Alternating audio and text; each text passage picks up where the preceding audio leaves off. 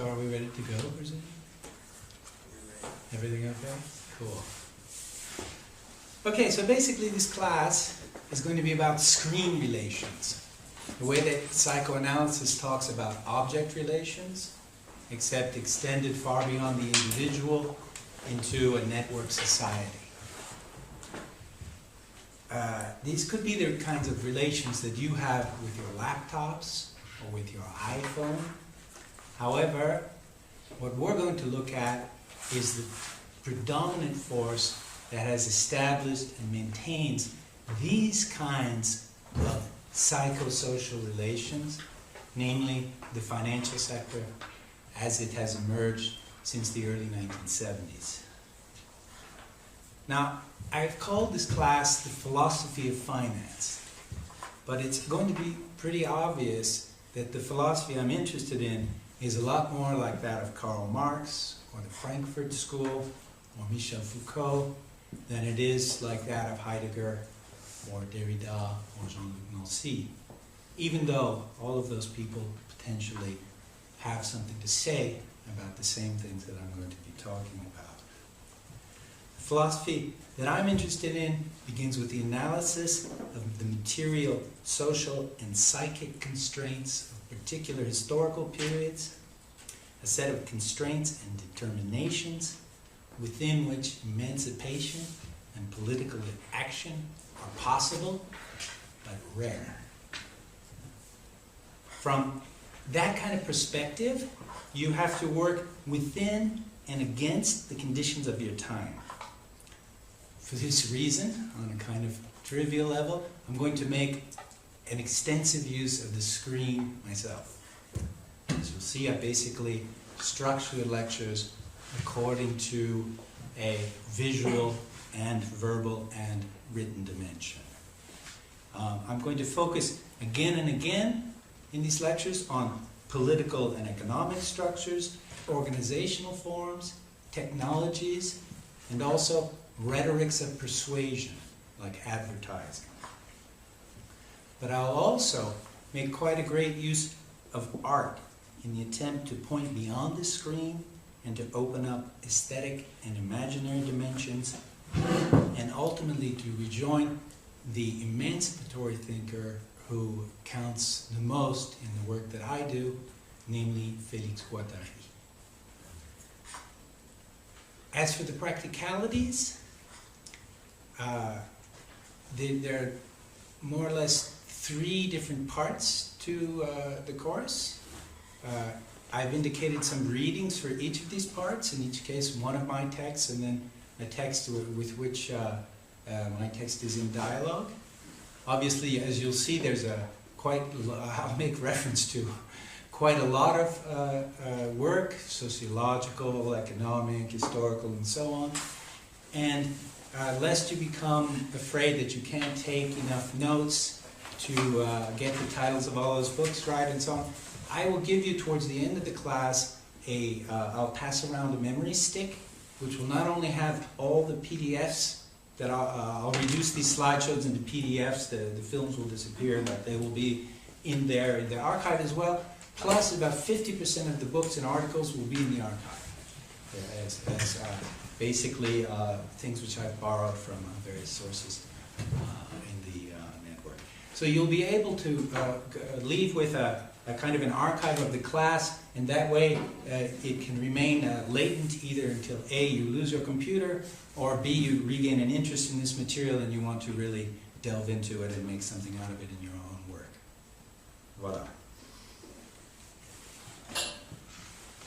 So I want to start with a visual introduction, which is borrowed from a German artist duo named Gisler and Zun, who came to Chicago, where I live, in the summer of 2008. Gisler had gotten a job in a university, and they were looking for a house. What they saw in front of their eyes were things like this. They became fascinated by all this material evidence of the real estate slump. This immense quantity of empty and decaying rooms, witnesses to interrupted lives, signifiers of a vast, impersonal, abstract economic process, a financial crisis. So, the crisis that they encountered directly upon arrival in Chicago in the form of these empty rooms continues with many, many additional dimensions that are in the newspapers every day, so there could be no more timely moment to teach this class. The same kind of property bubbles affected the UK, Spain, Poland, Hungary, Hong Kong, and South Korea, to name only those most strongly affected. In the US, the foreclosure rate reached 2.9 million homes in 2010, up from around 850,000 in 2005. So you can see that's a tremendous event that has affected millions of people. When I say 2.9 million homes, that's only for the single year of 2010. Meanwhile, what's happening right now in China? A huge debt-financed building boom, which is likely to produce the same kinds of results 5 or 10 years down the line, more like 5, I would say. So, Gisler and Zun found a place in downtown Chicago, in a nice neighborhood, presumably for very cheap, because of the crisis, and they moved in, they had kids, and so what happens in America is that when fathers meet fathers, they start to talk business. And that led them to another series, which is the series of photographs of the high-speed traders and above all of their equipment. What you're seeing are the desks of the so-called high-frequency traders who deal in milliseconds, who use computer programs to create deals through electronic networks. And it's a different form of trading, which requires, of course, an immense amount of screens. And what Gisler and Zun show is a kind of structuralist photography of the architecture of the financial trader's desk. They're going to be showing this at NGBK in Berlin, and I'll talk about it.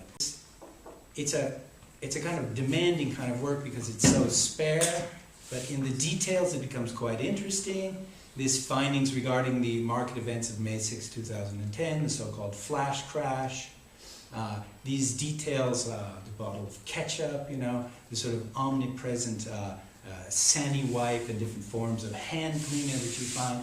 And finally, one of the funniest things is that in a place where you should have the family photograph, what you get is a picture of the pits, the trading pits. As late as the 1970s, trading in Chicago was conducted in so-called open outcry pits, which are small octagonal amphitheaters where humans face each other in a competitive, cooperative struggle over prices. The individual goal is to make money, but the social function is to allocate capital for production. Up to the 1970s, Chicago traders dealt in futures contracts for wheat, soy, rice, and pork bellies. They still do that, actually. They still trade those things. But today, what they trade is obviously derivatives, currency, and so on and so on. The essence is that the underlying product is standardized to become a pure quantity. For instance, 5,000 bushels of Chicago No. 2 white winter wheat, which is the minimum amount of wheat that you can trade in these pits. The pits still exist, but they're gradually being replaced by pure electronic networks.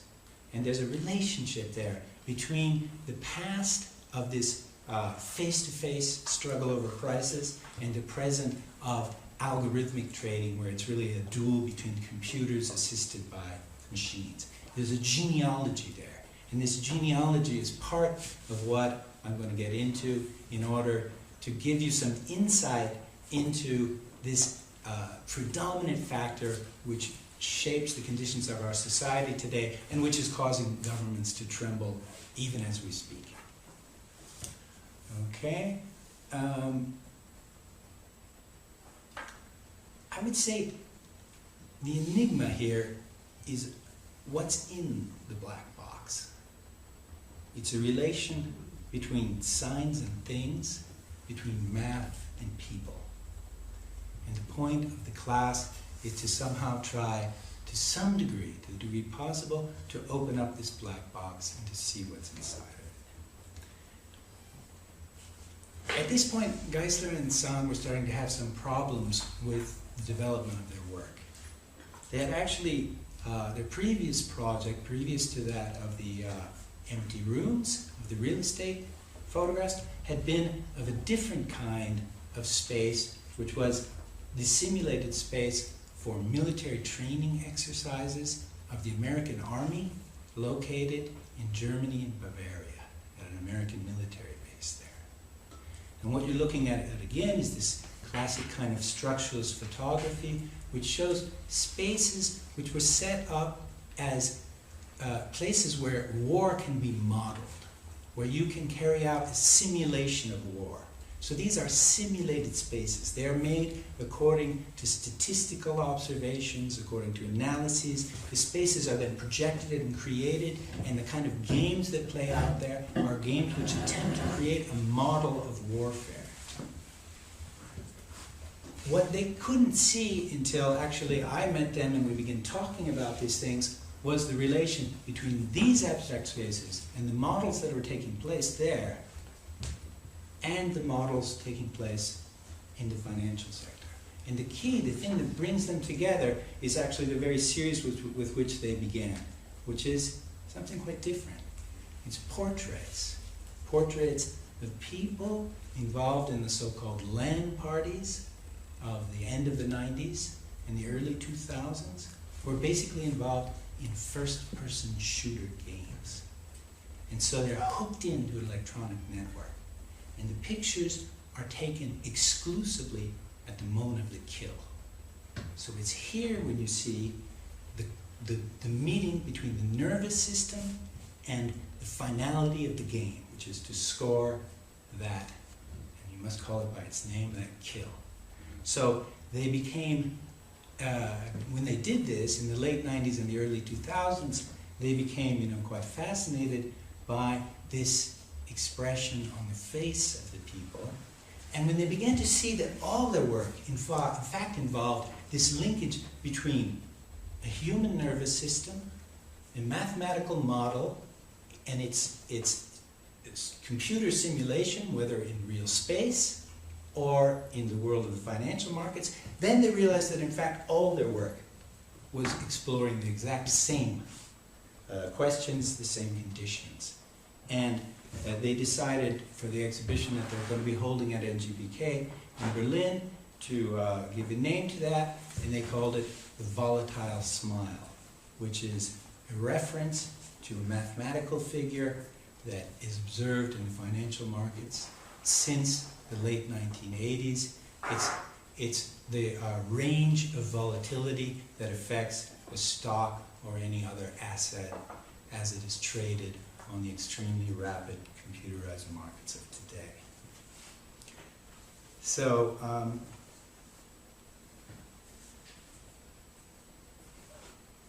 basically what I'm interested in this, I think it's a great title that connects the human physiology to this mathematical figure. And what we're looking at there is this complex shaping process between individuals and social forms. Individuals who are born and die over a period of some 70 or 80 years, and social forms which are much longer, which cut across individuals, And society is the history, in fact, is the meeting between these things. And for their project, exactly this smile is the meeting between this abstract, what those in Brumaria call the phylum of evolving ideas, and an individual, I think we should call it a fate, an individual destiny, and the meeting being in fact at the moment where that destiny is realized through this kind of meeting. Okay? Could you just repeat the last thing you said? Yeah. Well, this I'm just kind of making up as I go along, but it's exactly that. This meeting between a social form, which is something extensive in time that evolves and escapes and goes forward, and which really has no beginning and end, and a human life, which is bounded in time. And so it's a meeting between a social form and a human destiny.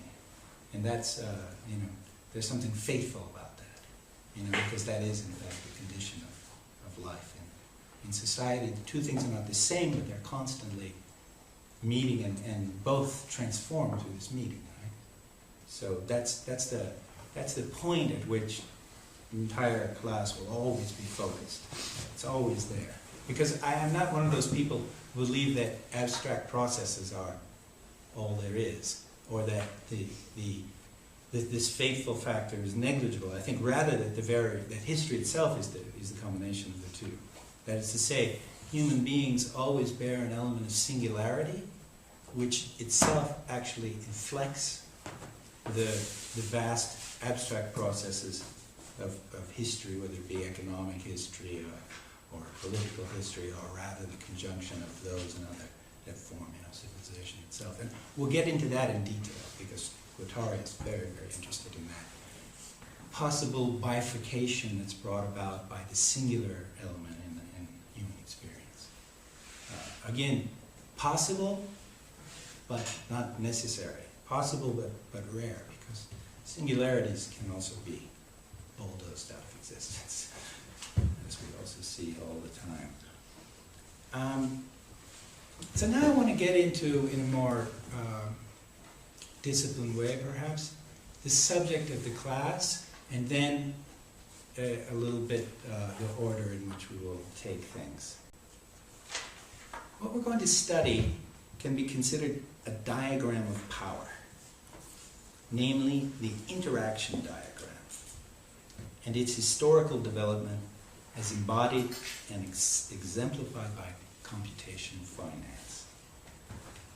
We're going to study how a particular relation of forces gives rise to socio-technical environments in which people are caught, that is, in which they are subjectified, but which they also transform for better or for worse. This term, the diagram of power, comes from Deleuze's book on Foucault, where it is used to unpack the logic of what Foucault himself called a device or a dispositif. This was the disciplinary device, embodied and exemplified by a kind of prison called the panopticon. So here you have some of the photographs. These illustrations are ones that appear in Foucault's book, Discipline and Punish, sur les punir. This, as a matter of fact, is a panopticon prison right outside of Chicago. Turns out that everything actually has to do with Chicago. It's quite shocking for me. I've looked at this photo for years. I had no idea that it was actually in my neighborhood. Wow. It's amazing. That's a really existing panopticon. Okay, so the first thing to notice here is that in Foucault's presentation, the field is clearly divided. It's a conflictual field. The elements of this field are a one-way gaze originating from a central tower, accompanied by a capacity to use force on the prisoner if the rules are disobeyed. So the people are in there, they cannot be seen by the prisoners, it's a one-way gaze, but they know that that the prisoners know that their every move is seen because the cells are open, and they know also that from the central tower, guards can be dispatched to punish them in the event where they do something that's not allowed. The tower here is the instance of knowledge.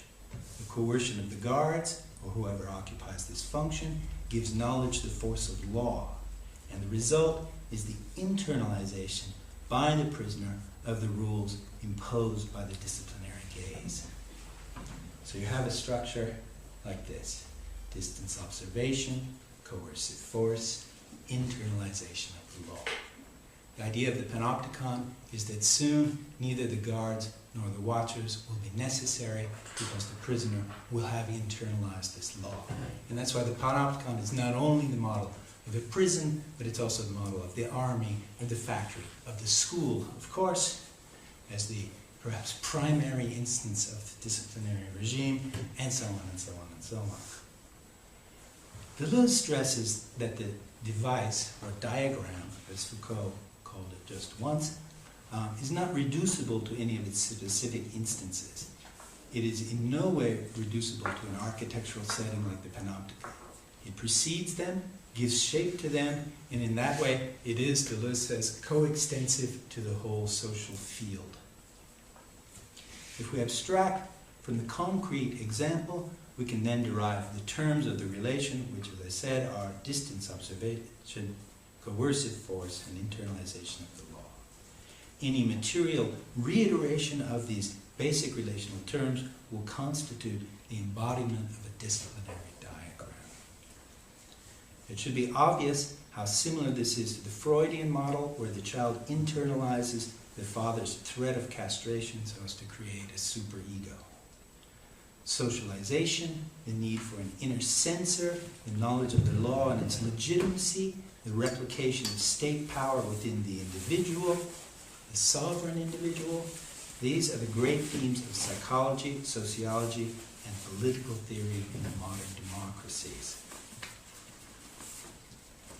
So, this is a really strong thing, this notion of the outer censor who becomes an inner censor. You find it throughout sociology. And it seems to come to its culmination in the societies of the post-war period, where Foucault analyzed the disciplinary diagram over a long period of time. I'm going to be analyzing it very closely in the immediate past, that is to say, the period extending essentially from the 1930s to the 1970s.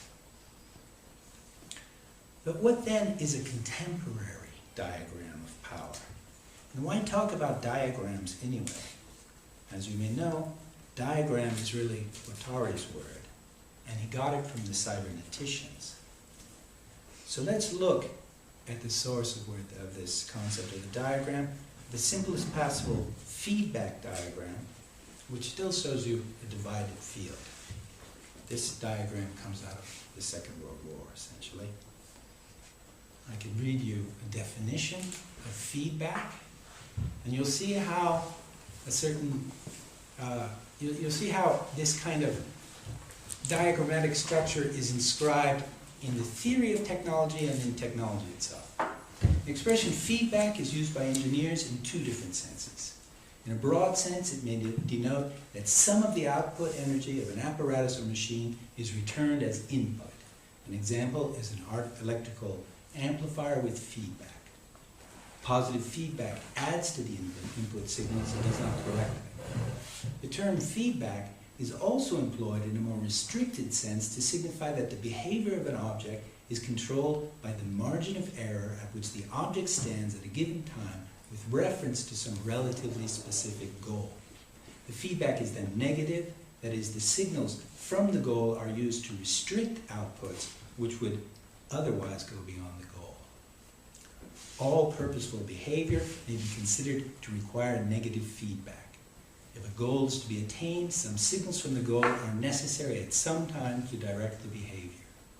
The behavior of some machines and some reactions of living organisms involve a continuous feedback from the goal that modifies and guides the behaving object. In this case, it was a matter of creating machines.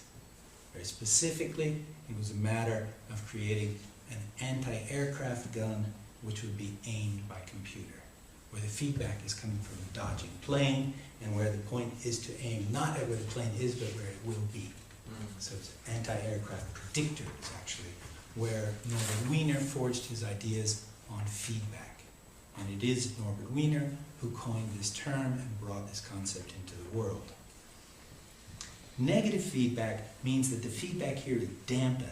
It doesn't add energy to the system. It's reduced to information, and its aim is corrective. It only corrects for a perturbation, a disturbance. Now that's an engineer's diagram. It describes a machine. It is only about automating the control process, and there is no place here for any kind of intersubjective relation, or even less, any inkling of democracy. If you treated people this way, there would be trouble. And in fact, there was trouble, as we'll see later on. And there still is. But this diagram was very rapidly extended, and it is actually the extension of the diagram that has given it its power and that has made it representative of what I call the interaction diagram. It was extended in such a way as to include the observer. So the observer. Where the first diagram is that of the engineer who confronts the black box, in this case of his own making, and claims to dominate the situation. In the second diagram, you see that the observers, in this case, Norbert Wiener himself, Bateson, his wife Margaret Mead, are included in the diagram. In fact, it's Gregory Bateson who drew this diagram in the course of an interview with Stuart Brand. I can quote what Gregory Bateson says about it. He says, computer science is input-output. You've got a box, and you've got this line enclosing the box, and the science is the science of these boxes. Now, the essence of Wiener's cybernetics was that the science is the science of the whole circuit. You see, the electric boys have a circuit like that, and an event here is reported by a sense organ of some kind and affects something that they put in there. Now, you cut off there and there, and you say you cut this, and it says there and there, it means you cut this part off, and you say that there's an input and an output. And then you just work on the box. And this, of course, is what is done all the time. And this is why we have so many black boxes which are able to do such complex things. What Wiener says is that you work on the whole picture and its properties. Now, there may be boxes inside here, and that's a very interesting thing, that in his diagram there is a technical machine. But there's a relationship between the human beings and the technical machine. There may be boxes inside here, but essentially your ecosystem, your organism plus environment, is to be considered a single circuit. So at that point, cybernetics, which can fit into a disciplinary paradigm, is transformed. It becomes a way for thinking self-reflectively about the relationship between a multiplicity of human beings and their interactions with technology, where it is understood that the observer is not an observer cut off from the field, but rather one which interacts with the field, which causes the field to transform by the very fact of observation. Of course, this is a familiar idea from the cutting edge of modern physics, and here it is transformed into a paradigm which affects all the different disciplines, anthropology, sociology, and so on. And it gives rise to, first of all, a transformation of what was understood as cybernetics. So that you go from a first-order cybernetics, represented by the simple input-output box, to what then came to be called a second-order cybernetics. And I'm going to let someone else do the defining of that. Now, let's add, though, to the representation someone looking at this system, an observing system, watching the observed system. And now we've made a shift. We've made a shift to second-order cybernetics. And this is the fundamental frame of the whole of the cybernetic world. Here we explicitly put into the image someone watching the observed system. And of course, the interaction that this higher order system is looking at might be between two systems that are both observing systems. Perhaps they're having a conversation. And similarly, the observing system up above may comprise two or more participants talking about what it is that these other systems are talking about. And this is the complete cybernetic second-order frame. So you move to a situation of cybernetic reflexivity. And this really gets us to the point where we can begin understanding what's at stake in what I'm calling the interaction diagram as opposed to the disciplinary diagram. To go further, and to get us to the really existing social realities of financially driven neoliberal globalization, you'd have to add one more thing to this diagram, which would be a plus sign, positive feedback, which Bateson was afraid of, rightly so, because he saw it as a potential for uncontrolled growth, imbalance, chaos, dystopia. Whereas what Bateson wanted was ecological balance, equilibrium, and homeostasis. The addition of positive feedback, you have an expansive machine, one that feeds on itself, augments itself, bursts its envelope, morphs, and starts to change the whole environment. Because it's feeding energy back into itself. So you get one of those out-of-control loops characteristic of the noise that you get when you approach the guitar to the amplifier, right? But the second thing that has to do, that you have to consider is that an engineer can also look at a conversation within an environment, and he can look at that as itself a box, and he can try to make a control system out of it. So there is also a possibility of control, even where you have this positive feedback. There's a possibility to try to model it, to try to gain distance from it, to try to abstract yourself from it. So in the same way that there's a very profound ambiguity in the disciplinary diagram, where on the one hand, it's about applying force to people and molding them to a subject's will, and on the other hand, it's about expanding the capacity for people to become so-called autonomous subjects. In the interaction diagram, you also have a very profound ambiguity. On the one hand, it's about a proliferation of reflexivity, which includes more and more aspects of an environment and always includes the observer. On the other hand, there's a continuous attempt to bring this back to a contained box, that is to say, to try to control the people who are inside by adjusting the fit of the environment. So that if you can create the perfect environment that counts for all the desires, all the intentions of a person, you can control that person without even touching them, simply by the way the environment is structured. That's the ambiguity of the interaction diagram, of which I would like to now show you a kind of picture in which I've placed the first-person shooter as a kind of proxy for the financial trader, a map of the internet to represent the system of communication, and finally a picture of a trading floor, but this trading floor is actually not a professional trading floor, but rather it's one of those day trading financial service centers, which is located in Bishopsgate, I think, in London. In other words, this diagram kind of shows you how the financial system proliferates throughout culture. It's not only contained on what we will be looking at obsessively for the next couple of days, the trading floors of the great transnational banks. Rather, it spreads out into video games, into everyday conversation, and it affects the way that people conceive of the purpose of their lives, of their work, of their economy, and so on. That is to say, it proliferates. And I think that the three terms of the interaction diagram should be these: immediate participation, enabling communication, and reflective proliferation. I say reflective and not reflexive because there's a tremendous element of narcissism in this proliferation. There's a tremendous element of the relation between a screen, you and a screen, where the screen presents something that you feel to be a part of you outside yourself. So there's a notion of reflection. And this reflection you can actually see in the form of postmodern cities, which are nothing but great mirrored environments where people are always performing.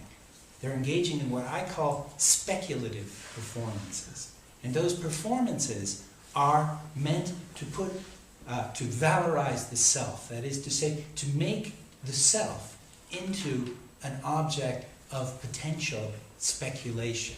So you have several meanings of speculative here. You have the notion of mirroring, you have the financial notion of speculation. What you don't have is precisely the philosophical notion of speculation. So you have this kind of proliferation, and that gives rise to an urban phenomenon, which I call megagentrification. In a text I recently wrote, I say communication produces infinite variations on a single theme. An explosion of pulsating terminals that build cities around themselves, the mirror architecture of contemporary capitalism. So this is to kind of give you an idea of the ways that the interactive diagram, which is born in the research laboratories of the military and in that sort of open-air research laboratory, which is the global financial markets continually changing, the way that that spreads out, proliferates, reflects itself in different forms, and gives rise to what we have now, which is neoliberal civilization. I mean, this is not just a society, this is globalization. This is the capacity to cover at least nodes of the entire planet with the same forms of interaction, the same technologies, the same kinds of aesthetics, the same basic goals, the same routines. if you haven't been to China, then when you go there, you'll understand what I'm saying, because I only understood this when I went to China. I only really understood what globalization is about when I started recently to travel again in Asia and to see what's been happening there over the past really 30 years, and especially the last 10. It's really staggering. So, since I can't necessarily read all these things because it's a bit too dark, usually I don't read, I just wanted to get this stuff kind of straight for the introduction. I'll just read quickly. The interaction diagram is the effect of inciting people to aesthetic and semiotic production. Thus, it is at the root of one of the great constructive phenomena of our time, which is gentrification, or really mega-gentrification, the reshaping of the global urban environment for the needs of financial capital.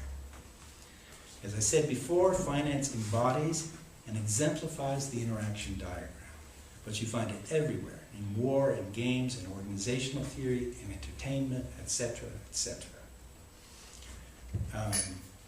What we're going to do in this class is to try to understand the genealogy, the actuality, and the possible overcoming of the interaction diagram.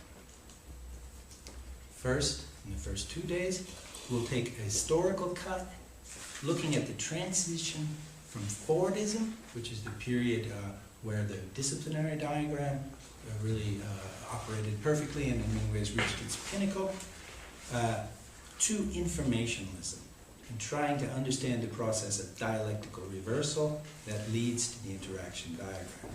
That'll occupy 2 days, at the end of which we'll discuss my text, The Flexible Personality, and the text by Paulo Virno, The Ambivalence of Disenchantment. We'll discuss that either at the end of tomorrow afternoon or in the morning of the next day, depending on how fast we go. Then we'll make a critical cut, and this is going to be about systemic critique. We'll try to look at the black box, the entire thing, financial globalization, as a real-time system, and see how it works.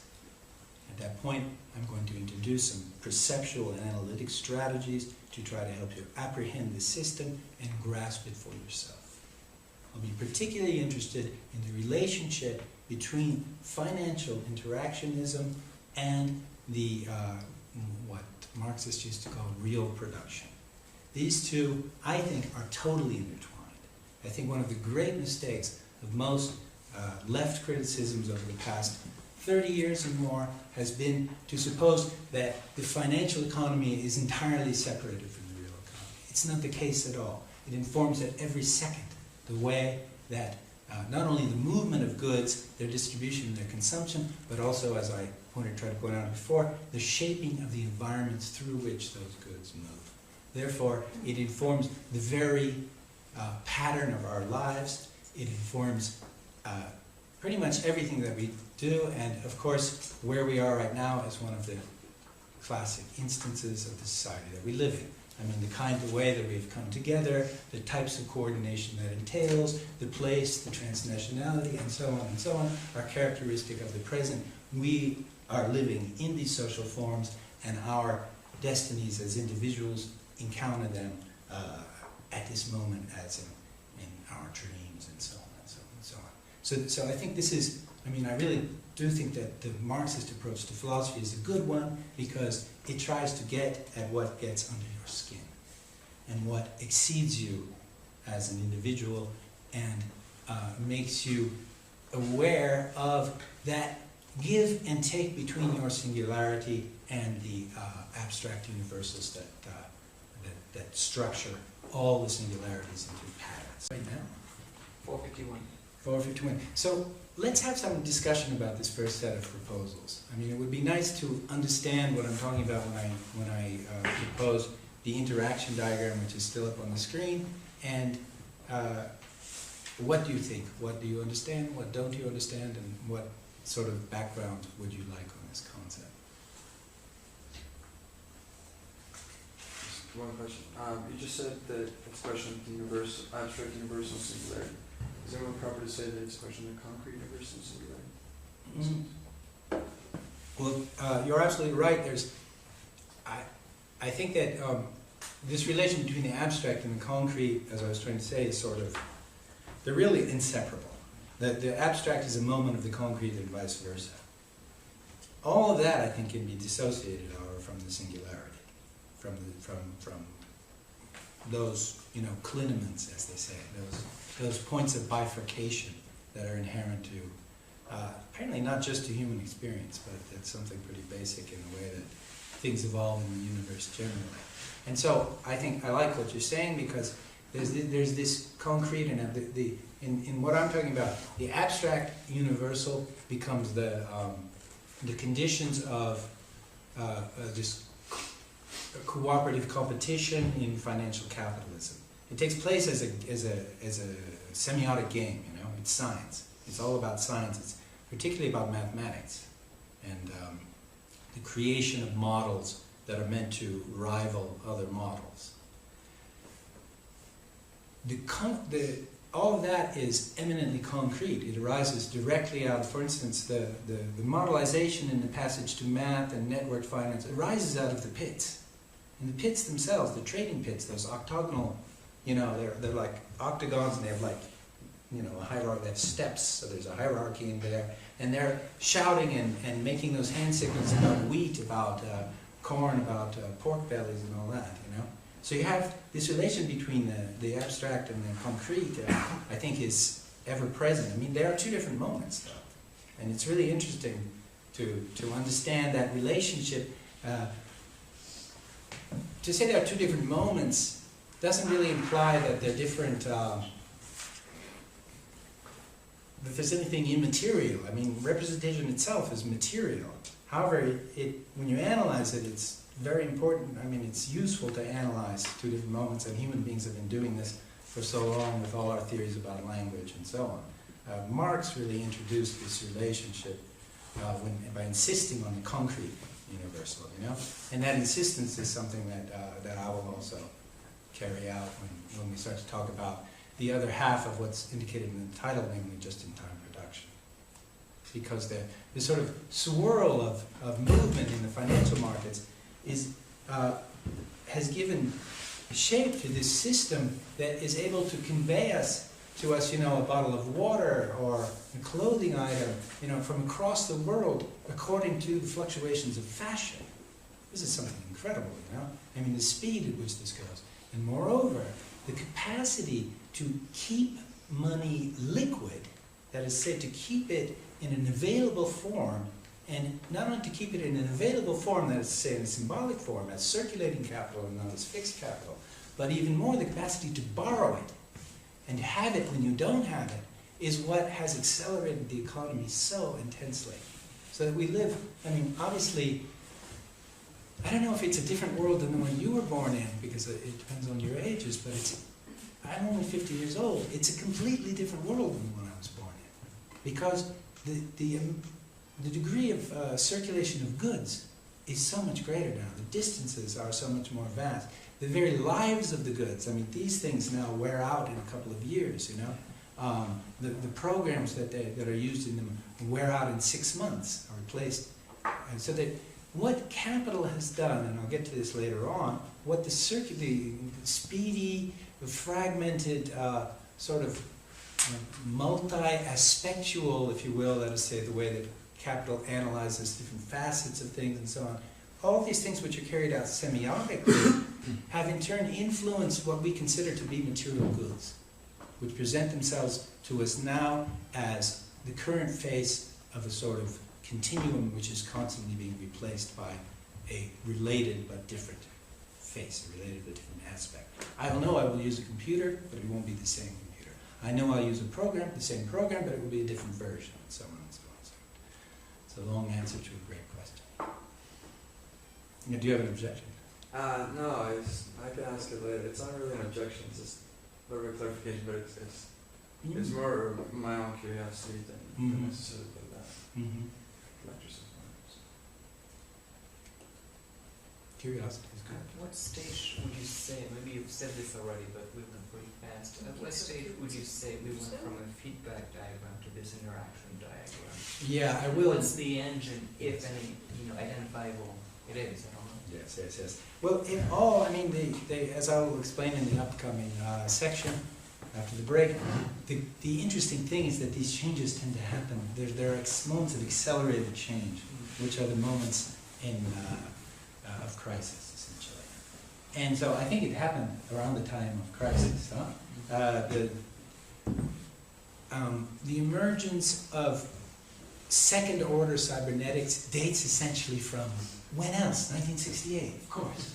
I mean, because it's the moment when ideas change. We'll get to that tomorrow. I mean, one of the authors, Umberto Maturana, with whom the whole discourse on second-order cybernetics began, says exactly that. And this is, there are complex reasons for that. And since you asked the question, one of the reasons is, I mentioned that, feedback, the notion of feedback rapidly became rather terrifying for people. The reason for this is because it promised that one could place a human being within a black box and consider that human being as a component of a machine system.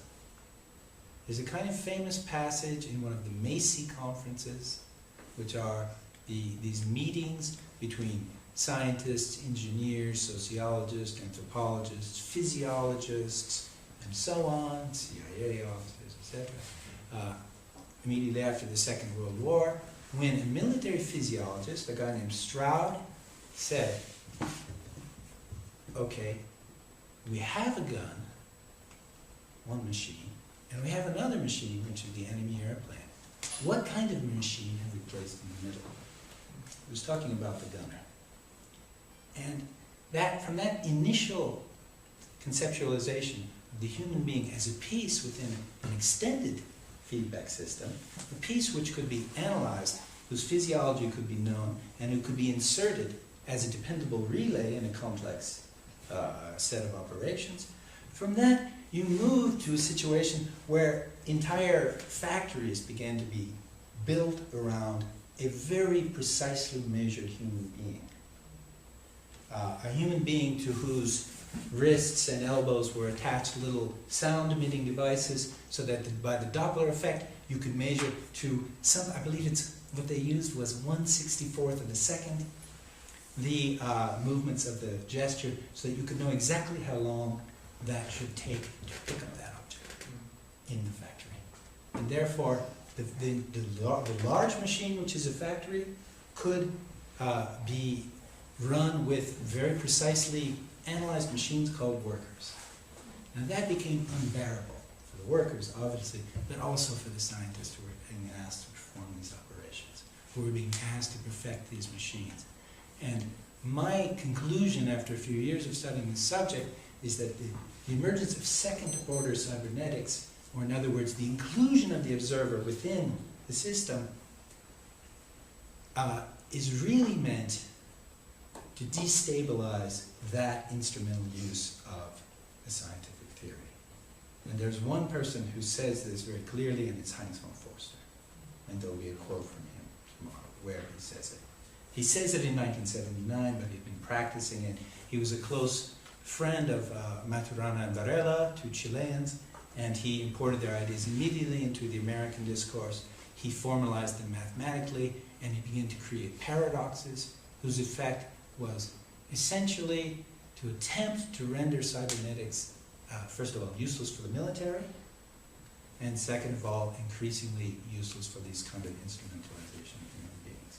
And that's clearly part of the crisis of 1968, which is in turn inseparable from the crisis that divides industrial capitalism, or Keynesian Fordism, with its disciplinary diagram, from the modern contemporary regime of neoliberal informationalism with its interactive diagram. So I think that you can never date these things through the second, but you can date them to a period, and that period would be, say, 1968 through the 70s. And eventually this, what happens, and for those of you who have read my work, particularly Flexible Personality, you know, is that society, the structures of control in society have to reformulate themselves around this kind of change. And that, of course, has happened. I mean, to a great extent. We now live in a totally reflexive society where the addition of more reflexivity will not change anything. And that's why this course will culminate in is certainly not simply the kind of reflexivity that you find throughout sociology now, and especially throughout English sociology. The leading figures being Giddens, Lash, people like that. And that's now the mainstream of British sociology, which has ever been the most influential form of sociology in the 20th century world, and continues to be now. It's where all the models of governmentality are produced. This is how societies this is how they attempt to bring societies to a consensus. You can see from the newspapers today that it doesn't work at all. In fact, it's really absurd. But you can also see that from the great films of Adam Curtis. If you haven't seen them, check them out. I mean, but nonetheless, this is the mainstream of sociology, and it's clear that mere reflexivity will not get you out of the interaction diagram, since that reflective and reflexive aspect is the very foundation of this pattern of social relations that we're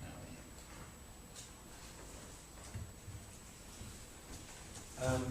I want to ask, if you may, that you elaborate on what you would call the main, like the ultimate distinguishing point between this financial interactionism and the process of circulation in its different three forms, and the problem of credit, which Marx himself never addressed properly. Mm-hmm. I mean, what is it that is not that? I mean, that is not those problems. I mean, is it just elaboration more about the problem of credit? Because this is, for instance, one of the David Harvey's points, that Marx never addressed properly the problem of credit, like adequately. Yeah, it's clear. It's clear that, I mean, there's a, for those of you who are interested, there's a great lecture of David Harvey, which I believe I put it on my blog, as a matter of fact. There's a video, and you can. It's really interesting because he's teaching his students at Berkeley, not his students, but a graduate seminar they're somehow involved in. And so he says, well, how do I write my work? It's one of those, how did I write my book sort of things. And what he says is that, Marx made production into the leading aspect of the whole system of society, and always reduced circulation, distribution, and consumption to production. But then Harvey goes on to say there are times when that doesn't. He says, I did that too. And he kind of shows where in his own work he did this, and he made production to the central thing, and everything else is kind of a detail. But then he says there are all kinds of points where that doesn't work. And so then he indicates the points, the major points where Marx himself realizes it doesn't work, and he goes back, Marx does, and says something more about those three other things. Circulation, that is to say the flow of exchange of money capital, distribution, the actual movement of and sale of goods, and consumption, the actual realization of use value. And he then develops much more than Marx ever did each of those 3 points in various parts of his own work. The thing that we're going to be concerned with a lot is credit, obviously. How money circulates and how it circulates as a potential,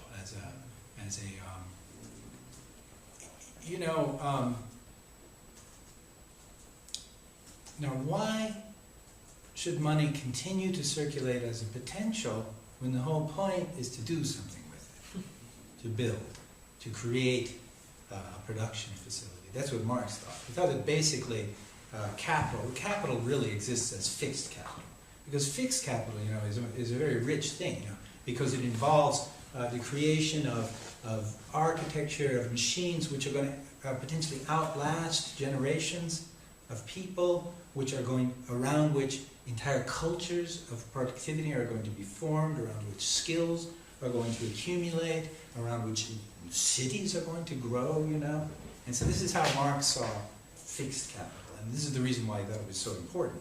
Because in fact, why did the disciplines take on the extension that they did in the 20th century? Because there were all those factories all those increasingly complex factors which needed the inputs of the different sciences and so on. The inputs of the sciences, not as science, but as engineering, as a practical discipline for transforming, nature into culture, if you will, into production. So there's a great, richness of production. However, it turns out that in conditions of declining profitability, which is what the Western societies encountered in that crisis period, which we will talk about at length, starting in 15 minutes, that it becomes much more interesting to hold money as a potential and to start to play games with it, so that you enter the monetary circuit where it's no longer money, commodity, and then money prime or money plus, or whatever you want to call it, but rather it's simply money, money, money. That is to say, you start to manipulate the semiotic flow of money itself without passing through what begins to look like the detour of production. And in our time, starting basically starting in the 60s, the U.S. economy and the associated European and Japanese economies, to a lesser degree, began to encounter real problems in making money from production. There are many reasons for that, because complex advanced production facilities were in fact installed in Europe and Japan, and also to some extent beginning in Asia, because people started to not be able to stand this cybernetic Fordism that was demanding so much of the worker to reduce the worker to a machine, because environmental problems that are now multiplied by 10 or 20 started to become real problems at that time and were noticeable to people. And for all these reasons, there was a crisis in the profitability of production.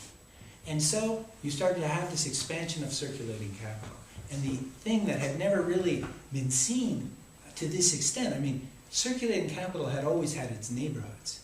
Downtown Amsterdam, around the stock exchange, has always been different from other places. The city of London has been such for a long, long time, really a long time. But to an extent never before seen, except maybe in the city of London, which was the center of the British Empire and the previous financial capital of the previous cycle of capitalism. In our time, financial capitalism has started to shape the urban structure to an unprecedented degree. And what you see is that Marx really didn't take circulation enough into account, because it never occurred to him that circulation could start to become the driving force of this mega gentrification that I was talking about, where that class which administers circulation, of which, by the way, we are a part, we are the minor administrators of people's minds. Marx never envisioned a point where that class of people could become so large and have such an influence on the material environment. But that's what really this class is about. It's that phase of capitalism, a financialized phase of capitalism. I will bring up tomorrow or the next day, some reflections by Giovanni Arrighi on this subject, and by Frederick Jameson. So there will be more about this. But it's good to ask a question now, because this is something, I think, fascinating to observe. It's visible with the naked eye. You probably already understand it, but to get into it and analyze it is something really interesting. You want to? Oh, no. So, to what degree would you say this is related to what Deleuze at some point, referring to Foucault, talks that we went from a society of control through, say, punishment, to a society of control through debt? Yeah, this is exactly the same. This is the point. Basically, as I said, there's a book by Deleuze which has the wonderful title Foucault. Yeah. It's a great book, and this notion of Deleuze took Guattari's practice of diagrammatic thought and theorized it, made it into a sort of a strong theory. He did it on the basis of Foucault's work, and on the basis of that sentence from Foucault, which occurs in the Discipline and Punish, where he talks about a diagram, about the panopticon being not actually an architectural fact, but rather a diagram which... And Deleuze from that got the idea, which eventually led to his brilliant and far too short text on the society, postscript to the societies of control. This is a few pages, which unfortunately has entirely dominated all the thinking about control society, and where, although he does mention debt, people never paid attention to that until the last few years, when people realized that, oh, Deleuze wasn't just joking when he talked about debt. You know, and then the whole mechanism of credit cards, computerization, and all the relationship to that. You know, first people control, they thought about surveillance or whatever. Yeah, right. They didn't realize that the essence of control is that you need the money and someone will give it to you. But they will give it to you with conditions. You need the money, I'm sorry, but you're a part of this. You need the money to study, someone will give it to you. But the condition is that you must become part of that class which administers circulating capital via culture, via education, and so on and so on. And of course you must pay back the loan. Right, Right? I mean, that's a big I mean, one. this is this is the basic one. Otherwise, you would be free. I mean, you know, you would do what you want. You would be a crazy person like me because I took out a very small loan and paid it back without any difficulty because it was so much cheaper back then, before this side of control was perfected. You know, but there are reasons why this was happened. The reasons are very simple. They're called revolution. Students started to revolt. This was known. This was noticed by the people who manage societies, and it eventually resulted in a complete transformation of the education system, as of so many other systems in society. And the tendency of people to want to develop both their autonomy and their cooperativity has been largely foreclosed by mechanisms of control which center around the management of debt, but which are not limited to that. Because another mechanism of control, you know, debt is part of your environment, right? It's a constraint. It's one of those social constraints which is directly material, you have to work, and it's psychic. Yeah. You know you have to work. You know you have to pay, you know? That is a transformation of the environment in which the expression of yourself takes place. There are many other transformations of the environment which constitute what Deleuze called the side of control. And what I'm basically will be proposing throughout this course is that we can trace those back to the way that financial capital operates, but on the condition that we then unfold them into other aspects of the world and try to look at and try to conceive for ourselves to what degree we are not part of this interaction paradigm which is led by financial capital, and therefore to what degree we can create a kind of inflection, a kind of difference. Hello and welcome. In our own existences individually and collectively. I mean, that's what matters to me. That is the thing that I think has been most interesting in the last years. I think there's an increasingly widespread awareness of at once this system of constraints and also the possibility of overcoming them, and the notion of emancipation comes from there. You know, so indeed, I mean, if you haven't read Deleuze's 3 or 4 pages called the Postscript on the Societies of Control, please go ahead and read that in the next couple of days. It may keep you awake at night, but let's take a break. You're right, at the right time. You can take a break, it's instant gratification, and then